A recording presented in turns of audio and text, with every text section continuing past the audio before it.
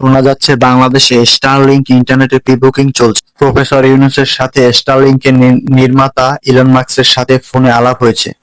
Starlink ইন্টারনেটের সংযোগ খরচ ও ব্যবহার খরচ সম্পর্কে জানতে চাইলে এই ভিডিওটি আপনার। আসুন সর্বপ্রথমে জেনে নেই স্টারলিংক কি। স্টারলিংক হলো একটি উপগ্রহ ভিত্তিক ইন্টারনেট নেটওয়ার্ক।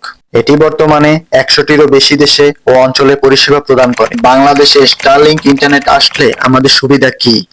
প্রযুক্তি খাতের ব্যক্তিরা বলছেন, স্টারলিংক বাংলাদেশে এলে দুর্গম এলাকায় খুব সহজে উচ্চগতির ইন্টারনেট সেবা পাওয়া যাবে। সেবার ক্ষেত্রে গ্রাম ও শহরের পার্থক্য ঘুচে যাবে।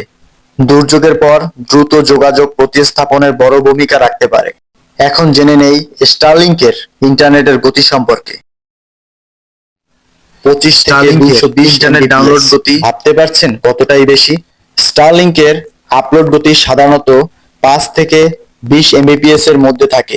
আসুন এখন আমরা জেনে নেই স্টারলিংক সেবা নিতে কত টাকা খরচ হতে পারে।